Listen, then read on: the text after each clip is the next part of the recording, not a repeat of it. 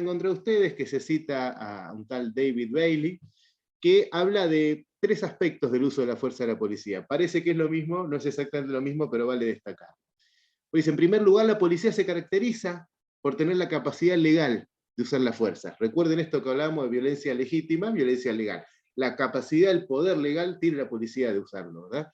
Que incluso en un momento lo define muy técnicamente, que la policía es la única oficina del Estado con la autoridad para poner las manos en el cuerpo de otro ciudadano y hacerle cambiar su comportamiento, o por lo menos en busca de hacerle cambiar su comportamiento. No hay otra oficina del Estado con esa autoridad dentro del territorio nacional, porque recuerden ustedes que el ejército ha quedado fuera de esa acción. El ejército y todo lo que sean las Fuerzas Armadas a partir de los 80-90 quedaron fuera de lo que es la política de seguridad.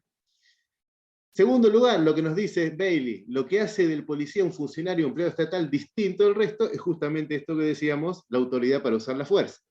Y en tercer lugar, es el único funcionario con competencias para hacerlo. Entonces ahí, vean ustedes que, de alguna manera, cuando hablamos de monopolio de la violencia legítima, son ustedes, con el arma en la cintura, las fronteras reales del Estado en la definición weberiana. ¿Se entiende? Una frontera móvil, una frontera que no se sabe bien dónde está, que está en el territorio moviéndose, pero que tiene que ejercer el poder cada tanto para seguir marcando que es una frontera entre lo legal y lo ilegal.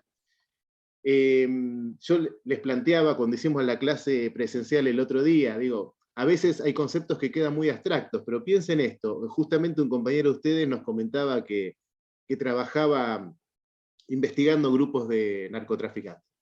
Entonces tomábamos algunos ejemplos típicos de las últimas formas de aparición de los grandes grupos narcos en los territorios, en donde aparecen, despliegan una fuerza, controlan físicamente un territorio, incluso expulsan vecinos, hacen trabajar a otros vecinos para sí, pero una vez que se instalaron, empiezan a ejercer hasta casi poder estatal. Son quienes ejercen la violencia hacia adentro, son quienes ejercen los castigos, son quienes, no solamente por el lado coactivo, sino por el lado seductor, son quienes ofrecen trabajo, quienes hacen ganar dinero, quienes ofrecen reconocimiento a muchas personas que por ahí no lo encontraron en los canales oficiales del Estado ese reconocimiento, y entonces entra a jugarse en algunos territorios unas fronteras estatales más difíciles, más difusas, donde la policía es la frontera móvil del Estado con su arma legal en la cintura, pero aparece en territorios que de repente son gobernados por unos momentos, por otras fuerzas, que hasta incluso ejercen la violencia dentro de sus territorios con alguna legitimidad. Esto es todo un tema de discusión, de pensamiento, pero yo se los quiero instalar a ustedes porque como son ustedes los que se están formando para tomar decisiones sobre cómo ejercer la seguridad en un territorio, no se debe dejar de pensar también en todo esto porque muchas veces es mucho más complejo, ustedes lo saben bien, que caer y ordenar o que caer y reprimir. Luego se habla de la policía como una organización. Ya decíamos que es una organización del Estado con determinadas características específicas, y entonces acá se lo define como una organización pública, y esto de que protege al pueblo y no al gobernante viene de la discusión que se planteó un poco más abajo, que es cuál es la función del tipo de policía que se plantea un Estado. Esto lo vamos a retomar ahora con el modelo francés y el modelo inglés.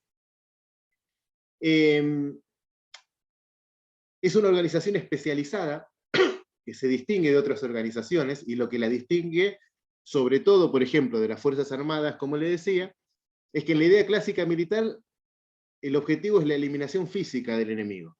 Y ese no es el objetivo de esta Fuerza Armada llamada policía moderna, sino que el objetivo tiene más que ver con la prevención del delito y la captura del delincuente. ¿Tá? Esa distinción es muy importante.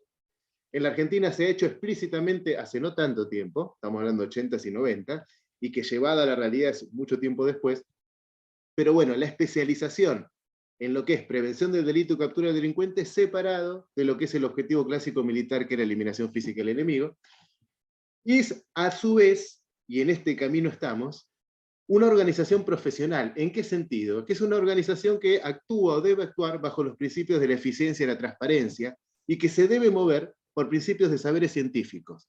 ¿Y a qué nos referimos con saberes científicos? Acá no vayamos a pensar en la NASA o en biólogos haciendo ejercicios en un laboratorio, que obviamente también son científicos, pero la definición de científico acaba por el lado de poder actuar basado en la evidencia. ¿Qué es basado en la evidencia? Tener argumentos para decir, acá habría que hacer tal cosa o habría que hacer tal otra, porque yo tengo argumentos empíricos para demostrarlo, y a su vez lo que yo realicé, lo que yo propuse, puede ser medido empíricamente de alguna manera, a ver si sirvió o no sirvió esta estrategia de seguridad. A eso por lo menos apuntamos. Entonces, ¿qué rol cumple hoy la policía en el gobierno de la seguridad? Y acá en los textos se plantea como un antes y un después en lo que es la década del 90. Desde la recuperación de la democracia, la aparición de las leyes que separan defensa de seguridad, más o menos hasta los años 2000, Sahin plantea que en ese momento no había, la política no se inmiscuía en las políticas de seguridad, no había un hacerse cargo de llevar adelante las políticas de seguridad, y había casi una delegación a la autocracia de la policía. Háganse cargo de la política de seguridad. ¿Eso qué generaba? Que las policías tuvieran mucha más autarquía, mucha más autodecisión, no rendir cuentas a la política en otro lado, y está dentro enmarcado lo que hablábamos en la unidad 2, el paradigma del orden público, la idea de que lo que se apunta es a mantener un orden establecido con el menor quilombo posible, dicho en criollo, para que la autoridad política le siga dejando la autarquía a la policía, no haya demasiados cambios, pero no había una comunicación directa en el ejercicio de esa política de seguridad. A partir de fines de los 2000, con una serie de cambios, además de esas dos leyes que separaban defensa de seguridad, también una serie de cambios en el proceso judicial, en los procesos penales, donde empiezan a intervenir otros organismos que no son exclusivamente la policía o punitivos, empiezan a aparecer otros paradigmas, el que nosotros más estudiamos acá, el que tiene que ver con el concepto de seguridad ciudadana, y que apunta que este ejercicio armado de la fuerza y la legitimidad del Estado tiene que apuntar a proteger los derechos y la libertad de los ciudadanos y la convivencia pacífica de la comunidad. No tanto ya llevar adelante la orden del gobierno de turno, sea militar o sea democrático, sino tratar de meter a la policía en un entramado de instituciones cuyo objetivo es los derechos civiles y ciudadanos y la convivencia pacífica. Y ahí, con la delegación de funciones que debe haber hacia otras instituciones, donde ahí les decía los cambios que hay también en todo el proceso penal. Esto es un poco, siempre que uno lo presenta en clase, lo presenta un poco exagerado, un poco para que quede más marcada la diferencia, después en la realidad de la vida real todo se mezcla un poco, pero esto es conceptualmente las dos grandes formas en que se organizó la seguridad, hasta los 90-2000 y desde los 2000 para acá, y dentro de ese 2000 para acá es lo que yo les decía recién, en el medio, en el 2010 aparece por primera vez los ministerios de seguridad a nivel nacional y provincial. Luego pasamos a la otra clase, a la clase 9, perdón, a la clase 8 sería, ¿está? La segunda clase de la unidad 3, en donde ya se habla de modelos clásicos de policiamiento, donde se nombra al modelo inglés y al modelo francés. Siempre en las ciencias sociales occidentales terminamos refiriéndonos a los modelos de la Europa occidental, en buena medida son porque los primeros que aparecieron y los primeros que teorizaron sobre sus modelos, pero después uno va construyendo modelos más complejos en la realidad concreta.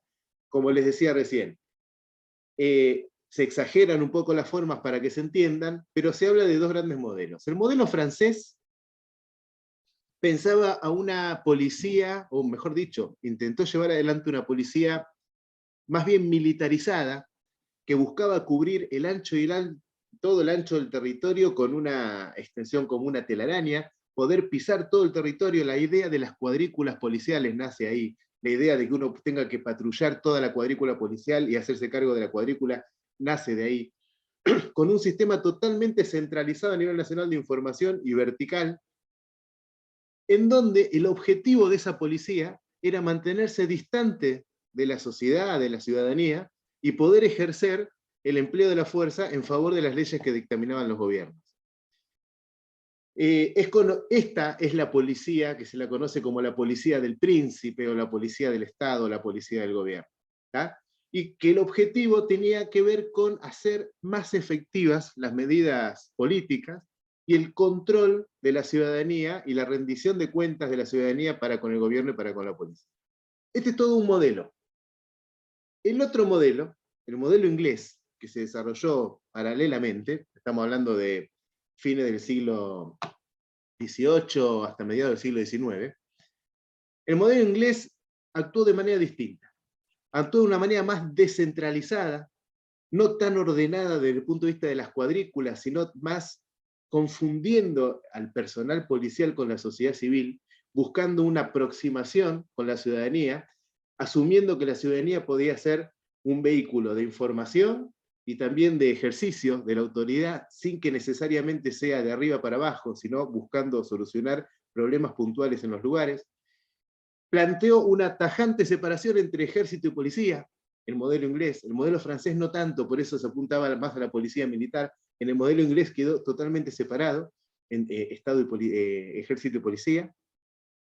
Y la orientación del policial del modelo inglés era a prevenir el desorden y a prevenir los delitos, básicamente, ¿no? Y obviamente esta policía descentralizada tenía que rendir cuentas, en el caso de Inglaterra, ante el rey, la reina o ante los poderes, en este caso también ante los poderes políticos sería en la moda. Dos modelos de policiamiento distintos. ¿Cuál es el que se llevó más adelante en Argentina? Por más tiempo. Fundamentalmente